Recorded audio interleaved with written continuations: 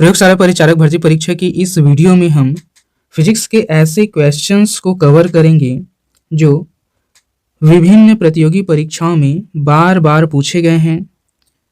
प्रयोगशाला परिचारक भर्ती परीक्षा में कुल प्रश्नों की संख्या 100 होगी और कुल अंकों की संख्या प्रत्येक प्रश्न के लिए एक एक अंक निर्धारित किया है। इस तरह 100 प्रश्नों के कुल 100 अंक दिए जाएंगे, जिसमें 60 प्रश्न साइंस सब्जेक्ट से पूछा जाएगा और इससे 60 अंक दिए जाएंगे। साइंस में फिजिक्स हो गया, केमिस्ट्री हो गया और बायोलॉजी, इन तीनों से 20-20 क्वेश्चंस के 20-20 अंक निर्धारित किए गए हैं। ठीक है, अर्थात 20-20 अंकों के 20-20 प्रश्न साइंस सब्जेक्ट से पूछा जाएगा। चलिए स्टार्ट करते हैं। पहला प्रश्न है, सड़क पर चलने की अपेक्षा बर्फ पर चलना कठिन है, क्यों? सड़क पर चलने की अपेक्षा कहाँ चलना कठिन है? बर्फ पर चलना कठिन है, क्यों पूछा है। दिए गए ऑप्शन है, बर्फ सड़क से सख्त होती है, सख्त कहने का मतलब है कठोर या घर्षण युक्त। कौन? पहला ऑप्शन क्या है, क्या कह रहा है? बर्फ सड़क से सख्त होती है, ये तो गलत हो जाएगा। सड़क बर्फ से सख्त होती है, सड़क जो है वो बर्फ से सख्त होती है। सड़क जो है बर्फ से सख्त होती है, ये उचित है, लेकिन घर्षण के बारे में कुछ नहीं बताया गया है यहाँ पर। जब हम अपने पैर से धक्का देते हैं तो बर्फ कोई प्रतिक्रिया व्यक्त नहीं करता। नहीं, बर्फ क्या है? प्रतिक्रिया व्यक्त करता है, लेकिन कैसे व्यक्त करता है? कम व्यक्त करता है। ठीक है, तो नहीं, अगर नहीं की जगह यहाँ कम रहता तो ये आंसर हो जाता। बर्फ में सड़क की अपेक्षा घर्षण कम होती है। हाँ, बर्फ में सड़क की अपेक्षा घर्षण कम होती है, इसलिए सड़क पर चलने की अपेक्षा बर्फ पर चलना कठिन होता है। ये इसका आंसर हो जाएगा, ऑप्शन डी।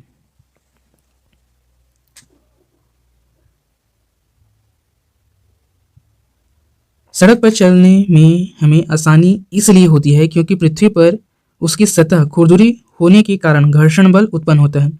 सतह खुरदुरी होने के कारण, सख्त होने के कारण, घर्षण युक्त होने के कारण घर्षण बल उत्पन्न होता है। ठीक है, सड़क पर उसकी सतह खुरदुरी होने के कारण ही हम उस पर पैर टिकाकर पृथ्वी को पीछे ढकेलते हैं और न्यूटन के तृतीय नियम के अनुसार हम आगे बढ़ जाते हैं। न्यूटन का तृतीय नियम क्या कहता है? न्यूटन का तृतीय नियम क्रिया और प्रतिक्रिया पर आधारित है। क्रिया और प्रतिक्रिया बल पर आधारित है। जैसे हम कोई काम करते हैं, ठीक उसी प्रकार उस काम का एक प्रतिक्रिया भी उत्पन्न होता है, अर्थात क्रिया में जो बल उत्पन्न होता है, प्रतिक्रिया में भी वही बल उत्पन्न होता है और उतनी ही इंटेंसिटी का बल उत्पन्न होता है, तभी वह कार्य संपन्न हो पाता है। ठीक है, आगे कह रहा है, इसके विपरीत बर्फ में सड़क की अपेक्षा घर्षण कम होने के कारण हम उस पर चलना सड़क पर चलने की तुलना में कठिन महसूस करते हैं। ठीक है, अगला प्रश्न देखते हैं। अगला प्रश्न क्या कह रहा है यहाँ पर? न्यूटन का तृतीय नियम क्या है? जैसे ही कोई क्रिया करते हैं, कोई काम करते हैं हम, ठीक है, प्रत्येक काम के पीछे एक विपरीत काम जरूर होता है। ठीक है, विपरीत काम, तभी वह काम जो कर रहे हैं वह संपन्न होता है। अर्थात काम है, ऊर्जा है, कभी भी ये सिंगल नहीं रहता। कहने का मतलब है सिंगल नहीं रहता, इसके पीछे इसका एक पॉजिटिव काम होगा तो एक नेगेटिव काम भी होगा जो इसको मेंटेन करेगा, न्यूट्रलाइज करेगा। ठीक है,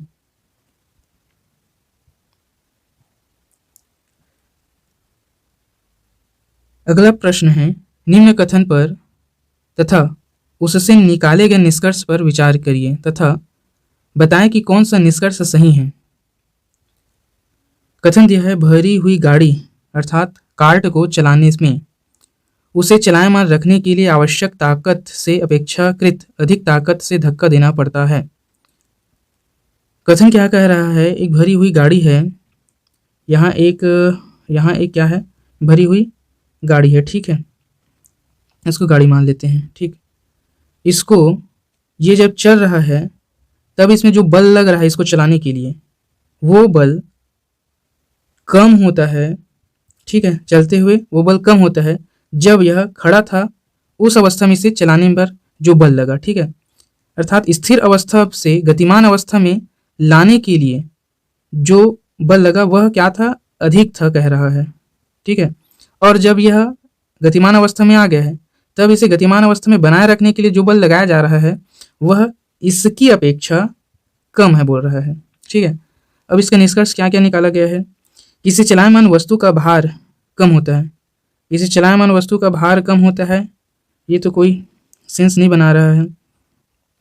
प्रारंभ में पहिए फिसलने लगते हैं, प्रारंभ में पहिए फिसलने लगते हैं, ऐसा हो सकता है। एक बार गाड़ी चल पड़ने के बाद घर्षण कम होता है। हाँ, एक बार जब गाड़ी चलना स्टार्ट कर दिया, ठीक है, गति में अब आ गया, उसके बाद उस पर बल कम लगाने की आवश्यकता होती है क्योंकि घर्षण कम हो गया, घर्षण कम हो गया तो बल का मान कम हो जाएगा उसे गति देने के लिए। तो ये क्या है, इसका आंसर हो जाएगा ऑप्शन सी। अंतिम ऑप्शन क्या है, अभ्यास से निपुणता प्राप्त होती है, ये तो टॉपिक से ही अलग है, ठीक है। प्रारंभ में पहिए फिसलने लगते हैं, प्रारंभ में पहिए कब फिसलेंगे, जब वहाँ घर्षण कम होगा और बल अधिक लगाया जाएगा, ठीक है। घर्षण ना होने के कारण या चिकनी सतह होने के कारण ये फिसलना स्टार्ट कर देगा, तो ये गलत हो गया। इसका बेस्ट आंसर सी बन रहा है ए। एक बार गाड़ी चल पड़ने के बाद घर्षण कम हो जाता है, ठीक है, और कथन भी इसी पर आधारित है।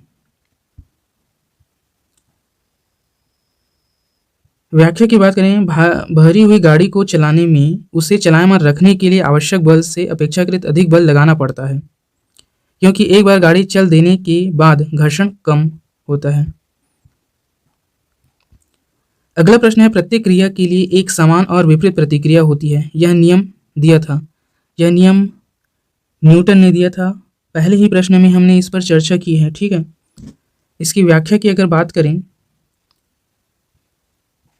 प्रकृति में बल कभी भी अकेला नहीं पाया जाता, प्रकृति में बल जो है, ठीक है, फोर्स जो है वो कभी भी अकेला नहीं पाया जाता।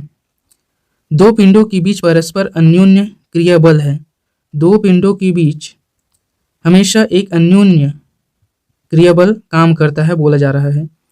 बल सदैव युगल में पाए जाते हैं अर्थात जोड़ी में पाए जाते हैं। साथ ही दो पिंडों के बीच परस्पर बल सदैव समान एवं विपरीत दिशा में होते हैं। ये बल तो समान होगा लेकिन इनकी दिशा क्या होगी, विपरीत होगी, ठीक है। न्यूटन ने इस धारणा को गति के तृतीय नियम के रूप में व्यक्त किया है, ठीक है। और न्यूटन ने इसी धारणा को, क्रिया और प्रतिक्रिया की धारणा को तृतीय नियम के रूप में व्यक्त किया है। प्रत्येक क्रिया की सदैव समान और विपरीत दिशा में प्रतिक्रिया होती है। यहाँ पर लगने वाला बल समान है इस पिंड पर और इस पिंड पर, लेकिन ये बल एक दूसरे के विपरीत लगाए जा रहे हैं, ठीक। ये है क्रिया और प्रतिक्रिया बल। अगला प्रश्न है, एक प्रभावी कोरियोलिस बल किस कारण होता है। दिए गए ऑप्शन हैं, सौर प्रणाली के कारण, पृथ्वी का घूर्णन के कारण, पृथ्वी का आंतरिक भाग के कारण, कोलोराडो और खाड़ी द्वारा या कोलोराडो और खाड़ी धारा के कारण। एक प्रभावी कोरियोलिस बल पृथ्वी के घूर्णन के कारण उत्पन्न होता है, ठीक है। ऑप्शन बी इस प्रश्न का सही आंसर है। कोरियोलिस बल के बारे में अगर हम बात करें तो क्या होता है कोरियोलिस बल, वायुमंडलीय दाब में भिन्नता के कारण वायु गतिमान होती है। वायु गतिमान क्यों होती है, वायुमंडलीय दाब में भिन्नता के कारण अर्थात डिफरेंस के कारण। इस क्षैतिज गतिज वायु को, ये जो क्षैतिज दिशा में, ये अगर हम इसे एक अक्ष माने, ये इस अक्ष के अगर लंबवत कोई रेखा खींचे, ठीक है, तो हम इसे हॉरिजॉन्टल कहते हैं और इसे वर्टिकल कहते हैं, ठीक है। तो हॉरिजॉन्टल में जो हवा पवने बह रही है, वायु बह रही है, इसे ही हम क्या कहते हैं, पवन कहते हैं, ठीक है। हॉरिजॉन्टल में, क्षैतिज में जो वायु बह रही है वह पवन कहलाती है, ठीक है। अब पवने उच्च दाब से, पवने कहाँ गति करती है, किस ओर गति करती है, पवने उच्च दाब से निम्न दाब की ओर प्रवाहित होती है, गति करती है, ठीक है। पृथ्वी का अपने अक्ष पर घूर्णन पवनों की दिशा को प्रभावित करता है। जब पृथ्वी अपने अक्ष पर क्या करती है, घूमती है, तब ये जो पवनें बह रही है उसकी दिशा को क्या करती है, ये प्रभावित करती है। ठीक, पृथ्वी की घूर्णन द्वारा लगने वाले बल को, और पृथ्वी के जो घूर्णन के कारण जो बल लग रहा है उसे ही कौन सा बल कहा जाता है, कोरियोलिस बल, कोरियोलिस फोर्स कहा जाता है। कोरियोलिस बल अक्षांशों के कोणों के सीधा समानुपाती होती है। कोरियोलिस बल जो है वो अक्षांशों के जो कोण है उसके क्या होती है, सीधे समानुपाती होता है। यह ध्रुवों पर सर्वाधिक और विषुवत वृत्त पर अनुपस्थित होता है। कोरियोलिस बल के बारे में बताया गया है, यदि ये पृथ्वी है और ये पृथ्वी का ये अक्षांश है, ठीक है, यहाँ ये सर्वाधिक होता है, ठीक है, मैक्सिमम होता है, लेकिन ये विषुवत वृत्त पर मिनिमम या अनुपस्थित होता है, नहीं होता है, ठीक है। विषुवत वृत्त पर कोरियोलिस बल नहीं पाया जाता, या अनुपस्थित होता है, या मिनिमम होता है, लेकिन यह ध्रुवों पर, ठीक है, सर्वाधिक मैक्सिमम होता है। और एक बात है, कोरियोलिस बल अक्षांशों के कोणों के सीधा समानुपाती होता है, ठीक है। ये था कोरियोलिस बल। अगला प्रश्न है, एक ट्रक, एक कार, एक मोटरसाइकिल की गतिज ऊर्जाएं समान हैं। क्या ऊर्जा समान है? काइनेटिक एनर्जी समान है। यदि समान अवरोधक बल और समान अवरोधक बल लगाया जाए, ठीक है, बल लगाया जाए और वे क्रमशः, और समान अवरोधक बल लगाया जा रहा है और वे क्रमशः x, y और z दूरी पर रुके, तो कौन सा कंडीशन सही होगा, पूछा जा रहा है। दिए गए ऑप्शन है, x अधिक होगा y से और y अधिक होगा z से। x, y और z तीनों बराबर होगा, x कम होगा y से और y कम होगा z से, या x का मान 4y और 4y का मान 8x होगा। क्या आंसर सही होगा? इसका answer option C, x, y और z तीनों समान दूरी पर रुकेंगी, क्योंकि उसमें समान गतिज ऊर्जाएं लगाई जा रही है और उसमें समान अवरोध अर्थात विपरीत बल भी लगाया जा रहा है, तो वे क्रमशः समान दूरी पर ही रुकेंगी, ठीक है।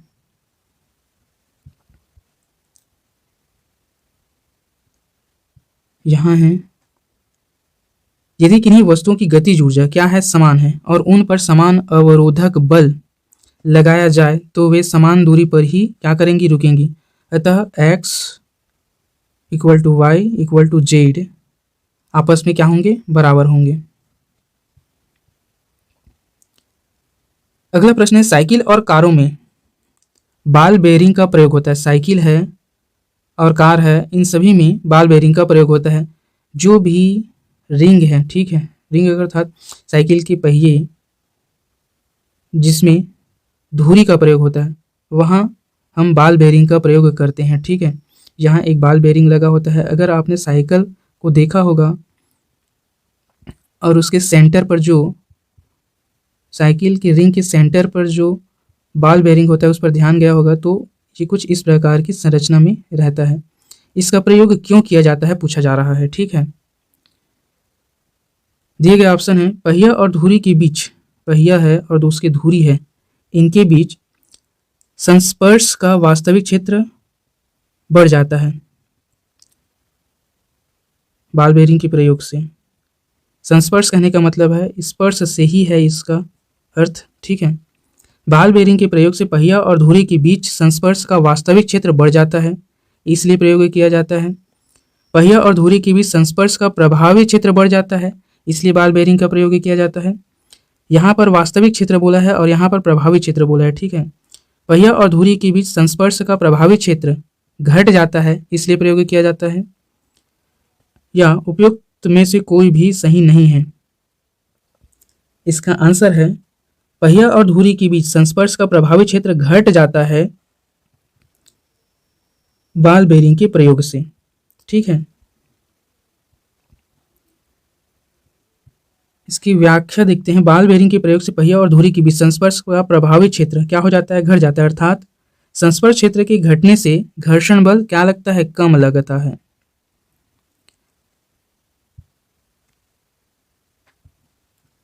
घर्षण बल के कम लगने से यहाँ पर पहिया और धुरी के बीच घर्षण बल के कम लगने से पहिया जो घूम रहा है, ठीक है, पहिया जो घूम रहा है वह अधिक स्पीड से घूमेगा, क्योंकि यहाँ पर क्या है, इनके बीच घर्षण बल को कम कर दिया गया है बॉल बेयरिंग के द्वारा, इसलिए ये पहिया कम बल में अधिक बार घूमने का प्रयास करेगा, ठीक है, बॉल बेयरिंग के कारण।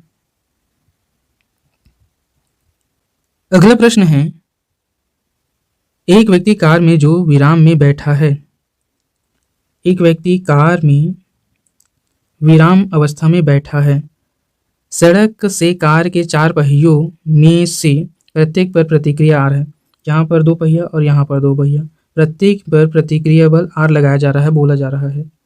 जब कार सीधी समतल सड़क पर चलेगी, जब कार एक सीधी समतल सड़क पर चलेगी तो अग्र पहिए में प्रत्येक पर प्रतिक्रिया में क्या परिवर्तन आएगा, तो सामने के दोनों पहिए में प्रतिक्रिया में क्या परिवर्तन आएगा पूछ रहा है।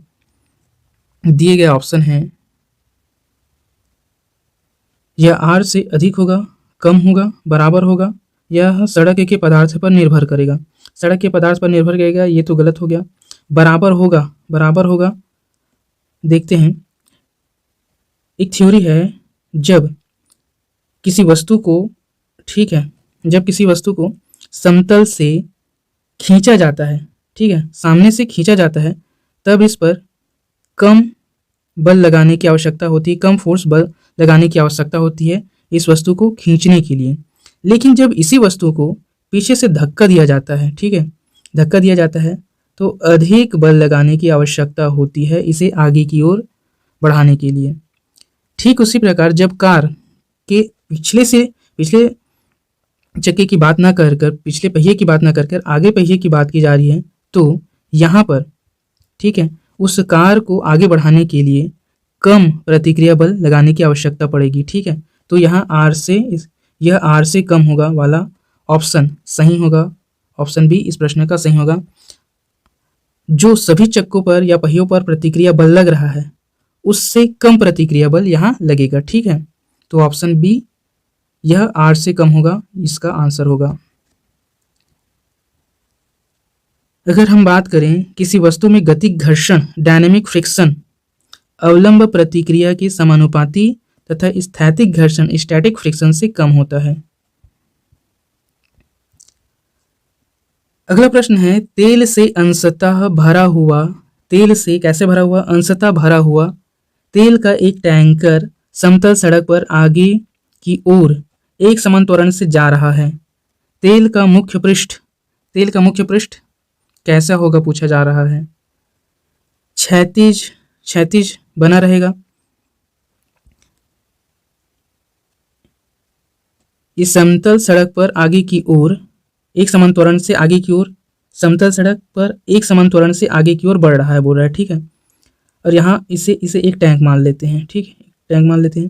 ये समतल सड़क से आगे की ओर बढ़ रहा है, तब ये क्षैतिज बना रहेगा, यहाँ तेल भरा है, ठीक है, तेल भरा है, ये क्षैतिज बना रहेगा, ये ऐसी बना रहेगा नहीं, क्योंकि हम एक जानते हैं, जब कोई व्यक्ति गाड़ी पर बैठा हो और वह गाड़ी या ड्राइवर उसमें ब्रेक लगा देता है तो वह व्यक्ति आगे की ओर झुक जाता है, ठीक है।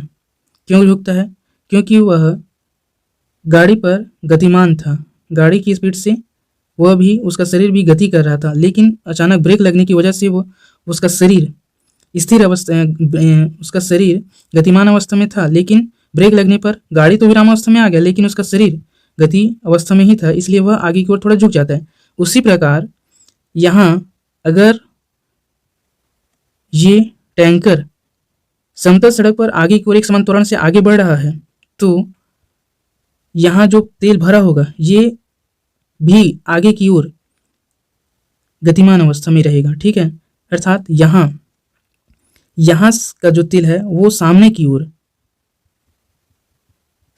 अधिक मात्रा में होगा, क्योंकि गति कर रहा होगा ना सामने की ओर ये, ठीक है। ऑप्शन में क्या दिया है, क्षैतिज से इस प्रकार अनत होगा कि पीछे सिरे पर कम गहराई होगी, नहीं, पिछले सिरे पर क्या होगी, कम गहराई नहीं होगी, अधिक गहराई होगी। ये जो गहराई है वो अधिक होगी और यहाँ की गहराई कम होगी। क्षैतिज पर इस प्रकार आनत होगा कि पिछले सिरे पर अधिक गहराई होगी। हाँ, पिछले सिरे पर अधिक गहराई होगी अगर ये समतल सड़क पर समान त्वरण से आगे बढ़ रहा हो, तो तेल सारा आगे की ओर आ जाएगा, पीछे खाली हो जाएगा। ठीक है, इस प्रकार इसका आंसर ऑप्शन सी हो जाएगा। क्षैतिज से इस प्रकार आनत होगा कि पिछले सिरे पर अधिक गहराई होगी। ऑप्शन सी इस प्रश्न का सही आंसर हो जाएगा। यहाँ क्या कह रहा है, समतल सड़क पर समान त्वरण से गति करने के कारण टैंकर में उपस्थित तेल मुक्त पृष्ठ क्षैतिज से इस प्रकार अनत होगा कि पिछले सिरे पर अधिक गहराई होगी। अगला प्रश्न है, निम्न कथनों पर विचार कीजिए। एक तीक्ष्ण वृत्ताकार पथ पर तीव्र गति से जाता हुआ 4 पहियों वाला वाहन। एक तीक्ष्ण वृत्ताकार पथ, ये वृत्ताकार पथ है, इस वृत्ताकार पथ पर तीव्र गति से जाता हुआ 4 पहियों वाला वाहन है। ठीक है, ये 4 पहियों वाला वाहन है, ये तीक्ष्ण वृत्ताकार पथ पर गति कर रहा है। ठीक है, ये वाहन इस पथ पर गति कर रहा है। तो क्या क्या संभावनाएं हो सकती है, इसको ढूंढना है। बाहरी पहिए पर ये जो वाहन है, एक मिनट ठीक से बना लेते हैं इसको। एक वृत्ताकार पथ है और यहाँ पर एक वाहन है। ठीक है, वाहन है। ठीक है, अब ये वाहन क्या बोल रहा है, बाहरी पहिए पर उल्टेगा। अगर ये वृत्ताकार पथ पर गति कर रहा है तो यह बाहरी पहिए पर उल्टेगा बोल रहा है। बाहर की जो पहिया है, वृत्ताकार पथ है, ये केंद्र है, तो केंद्र की तरफ सामने का पहिया अंदर वाला पहिया कहलाएगा और केंद्र से बाहर का जो पहिया होगा वो बाहर वाला पहिया कहलाएगा। ठीक है, तो बाहरी पहिए पर उल्टेगा बोल रहा है, ये बाहर के पहिए पर उल्टेगा बोल रहा है, अंदर के पहिए पर उल्टेगा। दूसरा कथन है, ये अंदर के पहिए पर इस तरफ उल्टेगा बोल रहा है, बाहर की तरफ फिसलेगा बोल रहा है, अंदर की तरफ फिसलेगा, और चौथा कथन बोल रहा है ये अंदर की तरफ फिसलेगा बोल रहा है। ठीक है, अब हमें चुनना है इनमें से कौन कौन से कथन सही हैं। अगर आप बस में, कार में या 4 पहिए वाले किसी भी वाहन पर मोड़दार जगह से गुजरे हो या ड्राइव किया हो तो आप इसका आंसर आसानी से दे पाएंगे। मोड़दार वृत्ताकार पथ पर, ठीक है, वाहन का पहिया हमेशा, ठीक है, क्या होता है, ये बाहरी पहिए पर उल्टेगा और बाहर की तरफ फिसलेगा। ठीक है, बाहर की तरफ ही क्या होगा, ये उल्टेगा, अर्थात बाहरी पहिए पर ही उल्टेगा और बाहरी पहिए पर ही ये क्या करेगा, फिसलेगा। ठीक है, वृत्ताकार पथ पर। तो ऑप्शन ए इस प्रश्न का सही आंसर होगा। यदि कोई गाड़ी वांछित चाल के सापेक्ष तेज चल रही है तो वह मोड़ पर बाहर की ओर फिसलने लगती है, परंतु तब घर्षण बल भीतर की ओर लगकर अतिरिक्त अभिकेंद्री बल या इसे ही आप अपकेंद्र बल भी बोल सकते हैं, अपकेंद्र बल भी बोल सकते हैं। ठीक है, बल प्रदान कर देता है। एक तीक्ष्ण वृत्ताकार पथ पर वाहन बाहर की ओर फिसलेगा और बाहरी पहिए पर उलट जाएगा।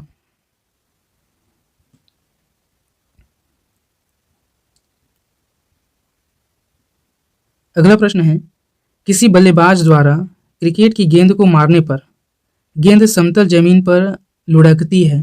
कुछ दूर लुढ़कने के पश्चात गेंद रुक जाती है। गेंद रुकने के लिए धीमी होती है क्योंकि गेंद रुकने के लिए धीमी क्यों होता है, ये पूछा है। दिए गए ऑप्शन है, बल्लेबाज ने गेंद को पर्याप्त प्रयास से हिट नहीं किया, इस वजह से रुक जाता है, ये गलत है। वेग गेंद पर लगाए गए बल के समानुपाती होता है। वेग है वह गेंद पर लगाए गए बल के समानुपाती होता है, इसलिए रुक जाता है बोल रहा है, तो ये भी गलत है। गेंद पर गति की दिशा के विपरीत एक बल कार्य कर रहा है। ठीक है, गेंद जो है उस पर गति की दिशा के विपरीत एक बल कार्य कर रहा है, इस वजह से गेंद रुक जाता है। ठीक है, गेंद पर कोई असंतुलित बल कार्य नहीं करता, ये गलत है। ठीक है, जब गेंद गति की अवस्था में है तो उस पर उस गति के विपरीत एक बल भी कार्य करेगा ना, ठीक है, क्योंकि बल हमेशा डुअल रहता है, ठीक है, कभी सिंगल नहीं रहता। तो इस तरह इसका आंसर सी हो जाएगा। समतल जमीन एवं गेंद के मध्य उपस्थित घर्षण बल फ्रिक्शन फोर्स गेंद की गति की विपरीत दिशा में कार्य करता है, अतः गेंद कुछ दूर लुढ़कने के पश्चात रुक जाती है। ये इसका एक्सप्लेनेशन था। त्वरण ज्ञात करने का सही सूत्र कौन सा है? त्वरण ज्ञात करने का सही सूत्र कौन सा है पूछा गया है। त्वरण ज्ञात करने का सबसे सही सूत्र होता है, क्या होता है त्वरण ज्ञात करने का सही सूत्र? A = V - U upon T, ठीक है, ये त्वरण ज्ञात करने का सूत्र है। A = V - U upon T। Initial velocity, final velocity and time.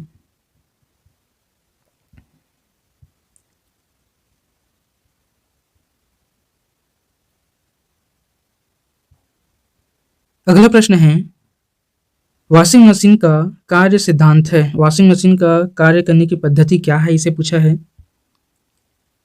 अपकेंद्रण, अपोहन, उत्क्रम परासरण, विसरण। इसका आंसर है ऑप्शन ए, अपकेंद्रण है, ठीक है। वॉशिंग मशीन के कार्य करने का सिद्धांत क्या है? अपकेंद्रण है। इसे विभिन्न एग्जाम में कई बार पूछा है। 1997, 2004, 2010 उत्तराखंड लोअर सब ऑर्डिनेट एग्जाम में पूछा है, UPPCS के एग्जाम में पूछा है, IAS के एग्जाम में पूछा है, ठीक है, BPSC के एग्जाम में पूछा है, ठीक है, 2022 में। अगर हम अपकेंद्रण पर बात करें, वह प्रतिक्रिया बल जो परिमाण मतलब मैग्नीट्यूड में अभिकेंद्रीय बल के बराबर होता है, ठीक है, अभिकेंद्रीय बल के बराबर होता है, परंतु जिसकी दिशा अभिकेंद्रीय बल की विपरीत अर्थात केंद्र से बाहर की ओर होती है, अपकेंद्रीय बल सेंट्रीफ्यूगल फोर्स कहलाता है, ठीक है। कपड़ा साफ करने की मशीन, दूध से मक्खन निकालने की मशीन आदि अपकेंद्रीय बल के सिद्धांत पर कार्य करता है। हमने ऊपर एक एग्जाम्पल देखा मोड़ वाले वृत्ताकार पथ के मोड़ वाले क्वेश्चन में, ठीक है, वहां पर अगर इसे केंद्र माने, ठीक है, केंद्र माने तो केंद्र की तरफ जो बल कार्य करेगा वो कौन सा बल होगा? वो अभिकेंद्रीय बल होगा। लेकिन केंद्र से बाहर जो बल कार्य करेगा वो कौन सा बल होगा? वो अपकेंद्रीय बल होगा, ठीक है। वृत्ताकार पथ पर यदि अभिकेंद्रीय बल का मान अधिक है तो वाहन, ठीक है, कहाँ लुढ़कता है? केंद्र की तरफ लुढ़कता है, केंद्र की तरफ लुढ़कता है। लेकिन जब वृत्ताकार पथ में अपकेंद्रीय बल का मान अधिक होता है तो वाहन बाहर की तरफ लुढ़कता है, अर्थात बाहरी पहिए पर लुढ़कता है, फिसलता है। इसी तरह अपकेंद्रीय बल का अगर उदाहरण देखें तो कपड़ा साफ करने की मशीन है, दूध से मक्खन निकालने की जो मशीन आता है वो है, ये सभी अपकेंद्रीय बल के सिद्धांत पर कार्य करते हैं, ठीक है।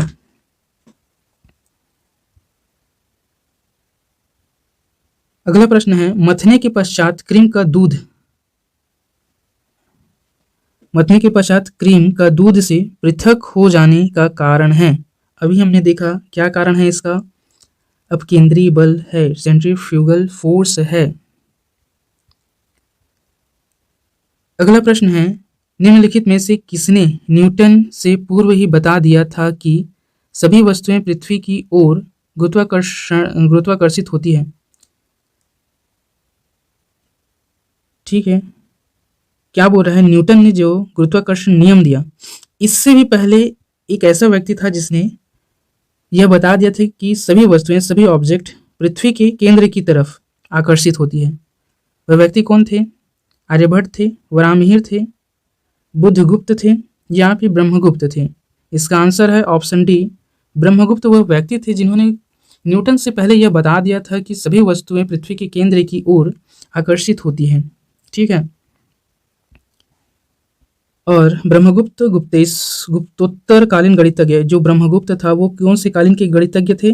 गणितज्ञ और खगोल शास्त्री थे, गुप्तोत्तर काल के गणितज्ञ और खगोल शास्त्री थे। उन्होंने ब्रह्मस्फुट सिद्धांत दिया। कौन सा सिद्धांत दिया? ब्रह्मस्फुट सिद्धांत दिया। सिद्धांत की रचना की तथा सर्वप्रथम यह बताया कि पृथ्वी सभी वस्तुओं को अपनी ओर आकर्षित करती है। ठीक है, इसने बताया था न्यूटन से पहले ब्रह्मगुप्त ने। इसने क्या सिद्धांत दिया? ब्रह्मस्फुट का सिद्धांत दिया था ब्रह्मगुप्त ने। अगला प्रश्न है, गुरुत्वाकर्षण का सिद्धांत किसने दिया? हमने ऊपर इस पर चर्चा की है। ठीक है, इसने की है आइजैक न्यूटन ने की है गुरुत्वाकर्षण के सिद्धांत की खोज। अगर हम सबसे पहले की बात करें तो ब्रह्मगुप्त, और अगर विस्तार से जिसने वर्णन किया गुरुत्वाकर्षण के उस पर बात करें तो वो आइजैक न्यूटन है। यहाँ भ्रमित करने के लिए चार्ल्स न्यूटन दिया है। ठीक है, तो हमें वैज्ञानिक का पूरा नाम भी पता होना चाहिए। ऑप्शन सी इस प्रश्न का सही आंसर है। अगर हम गुरुत्वाकर्षण के विस्तार से बात करें तो गुरुत्वाकर्षण पदार्थों द्वारा एक दूसरे की ओर आकृष्ट होने की प्रवृत्ति है। गुरुत्वाकर्षण क्या है? पदार्थों का एक दूसरे की ओर आकर्षित होने की प्रवृत्ति को हम गुरुत्वाकर्षण कहते हैं। सर आइजैक न्यूटन ने गति के 3 नियमों एवं गुरुत्वाकर्षण के सिद्धांत का प्रतिपादन किया। ठीक है, 3 नियम दिया और गुरुत्वाकर्षण के सिद्धांत का प्रतिपादन किया।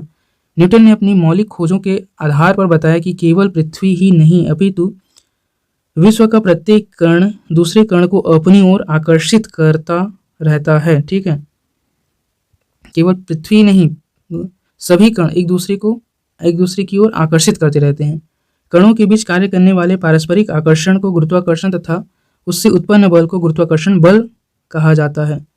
इस नियम के अनुसार 2 पिंडों के बीच लगने वाले आकर्षण बल का परिणाम उन पिंडों के द्रव्यमान के गुणनफल के समानुपाती तथा उनके बीच की दूरी के व्युत्क्रमानुपाती होता है। ये इस प्रकार होता है। ठीक है, किस प्रकार होता है ये? अगर हम बात करें तो F = G गुरुत्वाकर्षण नियतांक है। ये m1 × m2/r² होता है। ये उन पिंडों के द्रव्यमान के गुणनफल के क्या होता है? समानुपाती होता है। ठीक है, समानुपाती होता है और उनके बीच की दूरी के वर्ग के व्युत्क्रमानुपाती होता है। मतलब F जो है वो क्या होता है? m1 × m2 के समानुपाती होता है, लेकिन ये F जो है वो इनके बीच की दूरी r के वर्ग के व्युत्क्रमानुपाती होता है बोला जा रहा है।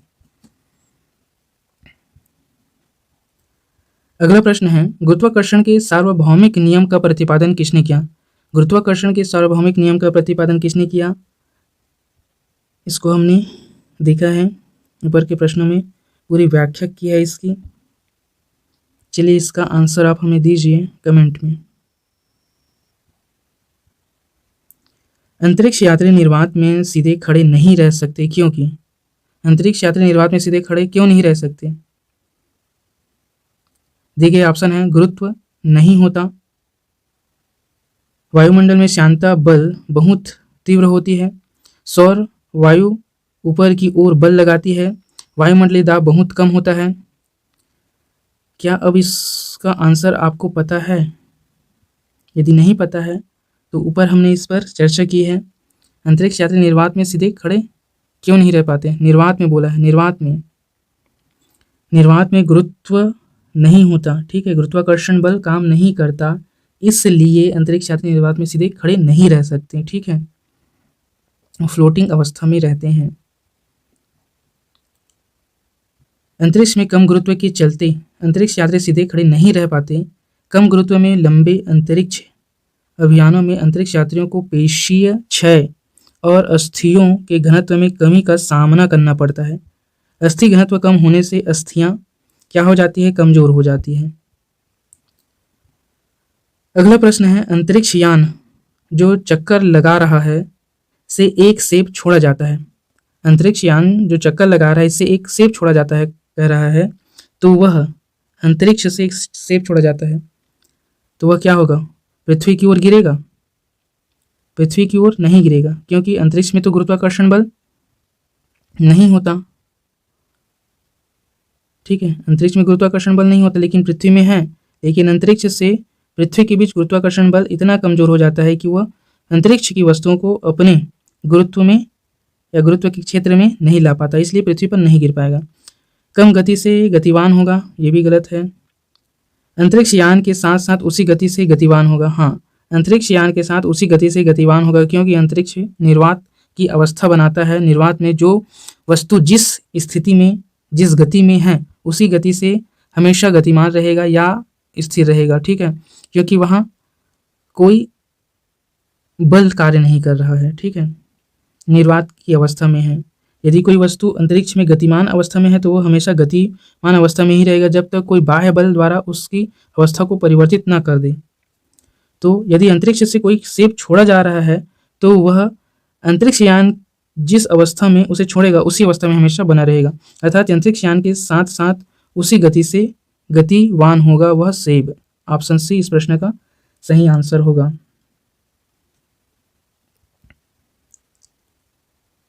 इसे यूपीपीसीएस में 2010 में पूछा था, ठीक। अंतरिक्ष में गुरुत्वाकर्षण के अभाव में सेब अंतरिक्ष यान के साथ साथ उसी गति से गतिवान होगा। अगला प्रश्न है, पीसा की झुकी हुई मीनार गिर नहीं जाती क्योंकि?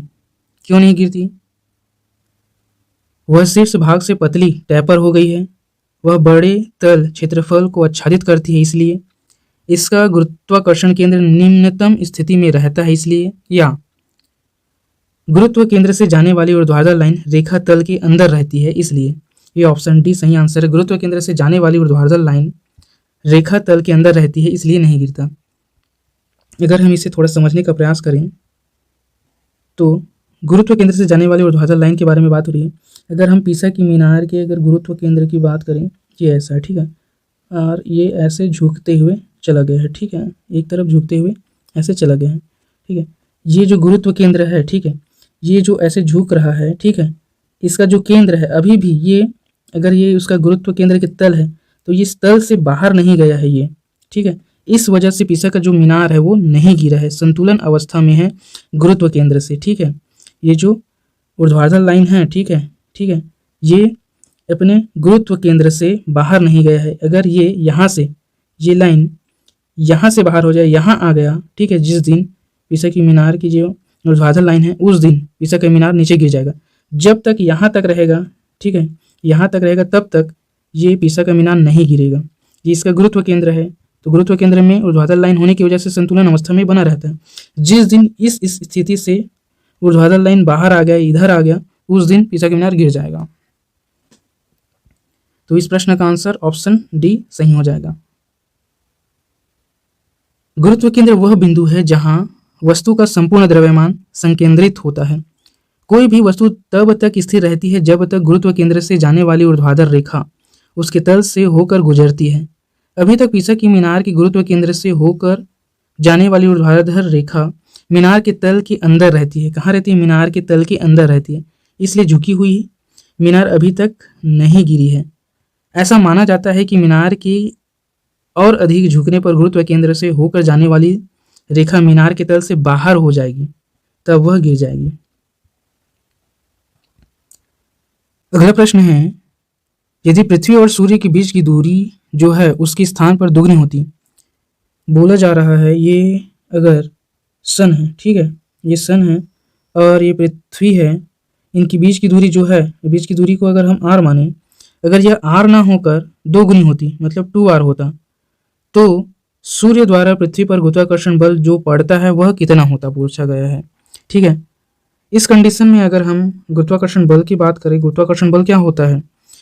गुरुत्वाकर्षण बल होता है F इक्वल टू गुरुत्वाकर्षण नियतांक पहली वस्तु का भार, अगर हम सन ले रहे हैं तो एस डाल देते हैं, दूसरी वस्तु का भार हम यदि हम क्या ले हैं, पृथ्वी को ले रहे हैं तो इसको अर्थ डाल देते हैं, ठीक है। और इनके बीच की दूरी क्या है? r square. ये होता है गुरुत्वाकर्षण बल का फार्मूला।